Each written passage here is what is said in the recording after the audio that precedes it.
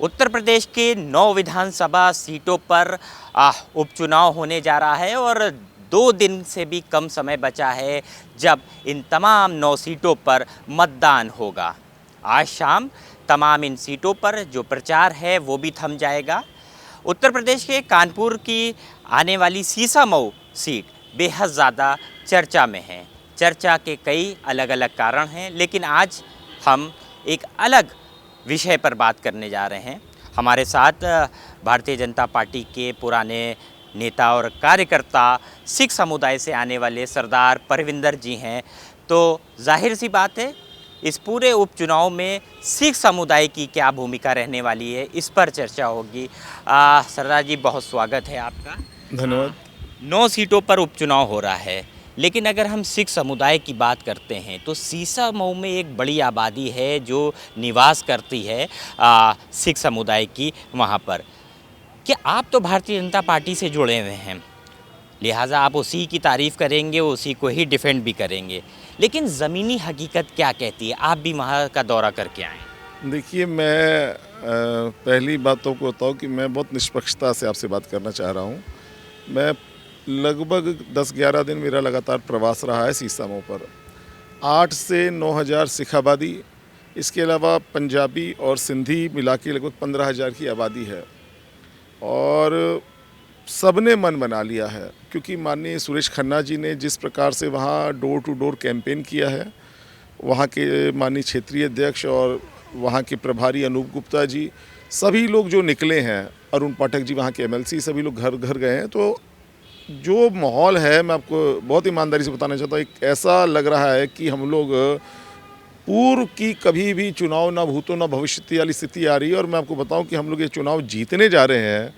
कल भी मैं रात में 7 बजे एक बैठक में था, मैंने माननीय सुरेश खन्ना जी को उसमें आमंत्रित भी किया था और लगभग 400 सिख जो सिर्फ वहाँ के जो प्रोमिनेंट संस्थाओं के प्रतिनिधि थे, उन सब ने मिल के कहा है कि हम लोग स्वयं वोट करेंगे, अपना घर का वोट कराएंगे, अपने आसपास का वोट करेंगे, जो हमारे एम्प्लॉयड हैं उनको भी वोट करने के लिए प्रेरित करेंगे, और जो विकलांग हो या कोई ऐसे डिसेबल हैं तो उनके लिए अपनी वाहनों तक को प्रबंध करेंगे कि वो किसी प्रकार से हम वोट जरूर डालें। उत्तर प्रदेश में लंबे समय से भारतीय जनता पार्टी की सरकार है। मैं आपसे ये जानना चाहूँगा कि आप वो काम गिनाएं भारतीय जनता पार्टी के जो सरकार ने किए हों सिख समुदाय के लिए। देखिए, बहुत ईमानदारी से कहना चाहूँगा कि सिखों को उत्तर प्रदेश में पूर्व की सरकारें दोयम दर्जे का समझती थी। कभी आपने सुना नहीं होगा कि मुख्यमंत्री आवास में गुरु ग्रंथ साहब का प्रकाश होता हो, वीर बाल दिवस मनाया जाता हो। ये शुरुआत 2018 में योगी आदित्यनाथ जी ने शुरू करके दी।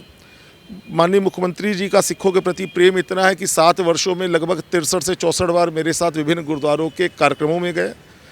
गुरुद्वारों के जीर्णोद्धार के लिए पैसा पहली बार जारी हो रहा है।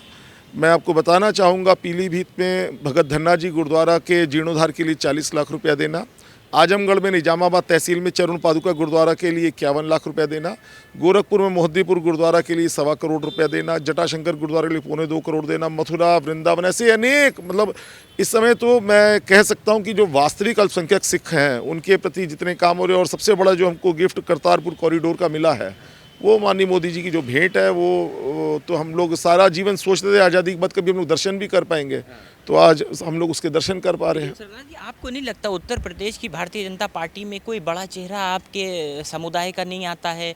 कोई ऐसा शख्स नहीं है जो कहीं ना कहीं मुख्यमंत्री के बगल में बैठता हो और मंच साझा करता हो? तो एक नेतृत्व की ज़रूरत है, एक चेहरे की ज़रूरत है। नहीं, ऐसा नहीं है। हमारे माननीय बलदेव सिंह औलख साहब हमारे सिख समाज के प्रतिनिधि और राज्य सरकार में मंत्री का पद धारण करते हैं, और इसके अतिरिक्त आयोग में हम लोग को लगातार मौका दिया है। पंजाबी अकेडमी में सिखों को मौका दिया गया, जो प्रतिनिधित्व हमको लगातार दिया, और सबसे बड़ी चीज़ है कि हमारा मुखिया हमको सम्मान कर रहा है। लेकिन अखिलेश यादव पीडीए की बात कर रहे हैं, उनके में तो पिछड़ा दलित अल्पसंख्यक है, आपके तो किसी नारे में अल्पसंख्यक है ही नहीं, जिस वर्ग से आप आते हैं। अखिलेश यादव का अल्पसंख्यक मुसलमान है, और उससे अतिरिक्त ना जैन, ना बौद्ध, ना सिख उनके लिए कुछ नहीं, और सनातनी लोगों से तो उनको चिढ़ है।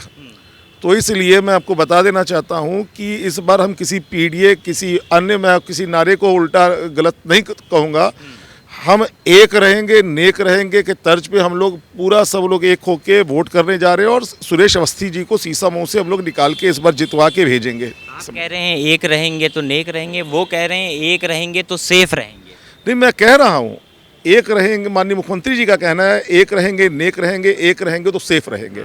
हम लोग जाति में नहीं बटेंगे, वर्ण में नहीं बटेंगे, मजहब में नहीं बटेंगे। जो हमारे भारत के लिए और सिखों के सम्मान के लिए कार्य कर रही भारतीय जनता पार्टी, मैं तो पूछना चाहता हूँ ना, सपा का कांग्रेस का कोई एक काम बता दीजिए। कांग्रेस का एक काम है 1947 का बंटवारा और हमारे सारे गुरुद्वारे जाना, 10 लाख सिखों का कत्ल, दूसरा 1984 में सिखों का कत्ल, ये इनके काम है, ये इनका पीढ़ी है। सपा का कोई एक काम बता दें सिखों के लिए, एक काम मैं तो बता रहा हूँ। यहाँ लखनऊ में खालसा चौक जाके देखिए, चौराहा पे खंडा साहब स्थापित होता है, माननीय मुख्यमंत्री जी उद्घाटन करने जाते हैं, उसका लोकार्पण करने। गुरुद्वारों को जीर्णोद्धार के लिए धनराशि जारी की जाती है। पूर्व में कभी आपने सुना है मुख्यमंत्री आवास में कभी आपने सुना कि गुरु ग्रंथ साहब का प्रकाश होगा? 5 वर्षों से लगातार हो रहा है, लगातार सिखों के कार्यक्रम हो रहे हैं। तो हमें जो सम्मान देगा हम उसके साथ जुड़ेंगे। सिख एक राष्ट्रभक्त कौम है और मैं आपको बहुत ईमानदारी से बता रहा हूँ कि 23 तारीख को जब रिजल्ट आएगा तो मैं फिर आपके साथ बैठूंगा। सीसामऊ चुनाव हम लोग जीतने जा रहे हैं और ये जीत मात्र एक जीत नहीं, ये मैसेज होगा संपूर्ण भारत को कि हम एक है, हम नेक है और हम सेफ हैं। सरदार जी, ये तो सीसामऊ की बात आपने कर दी, 8 सीटों पर और भी चुनाव हो रहा है, उसमें क्या सिख समुदाय क्या सपा के साथ जा रहा है? कहीं भी नहीं। मैं आप जैसे कि आपको पूर्व बताया कि सिख सदैव सम्मान का भूखा है और हमारे गुरुओं के लिए इतना काम इस पार्टी ने किया है, भारतीय जनता पार्टी ने, कि हम लोग कहीं और सोच भी नहीं रहे हैं। हम अपने दम पे कमाने खाने वाले लोग हैं। हमको ना आरक्षण की आवश्यकता है, ना किसी अन्य चीज़ की आवश्यकता है कि हम किसी लालच में जाएं। जो हमारे गुरुओं का सम्मान करेगा हम उसके साथ रहेंगे।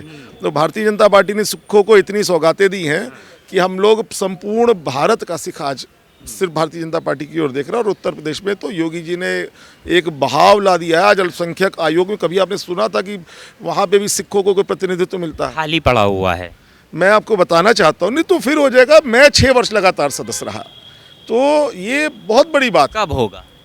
ये तो शीर्ष नेतृत्व की बात है, लेकिन सबसे बड़ी बात है सिखों को सम्मान देना। सिखों को दोबारा सम्मान मिलेगा? सिखों को सदैव सम्मान मिलेगा, आप एकदम निश्चिंत रहें।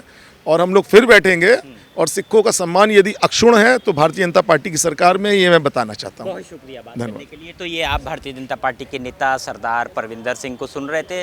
साफ तौर पर संख्या में भले सिख समुदाय कम हो, लेकिन कई सीटों पर ऐसी तादाद है जिसमें वो निर्णायक भूमिका निभाता है। भारतीय जनता पार्टी से ताल्लुक़ रखते हैं सरदार परविंदर सिंह, तो लिहाजा उसी की तारीफ़ करेंगे। लेकिन तमाम वो काम जो उत्तर प्रदेश की योगी सरकार ने सिख समुदाय को लेकर किए हैं, उनके आधार पर ये और इनका पूरा मोर्चा सिख समुदाय के बीच जा रहा है और इन 9 की 9 विधानसभाओं पर भारतीय जनता पार्टी के लिए वोट मांगने का काम कर रहा है। कैमरा पर्सन जीशान के साथ लखनऊ से उत्तर प्रदेश टाइम्स के लिए अरसलान समदी। हम हैं देश के दिल, उत्तर प्रदेश की धड़कन। उत्तर प्रदेश टाइम्स।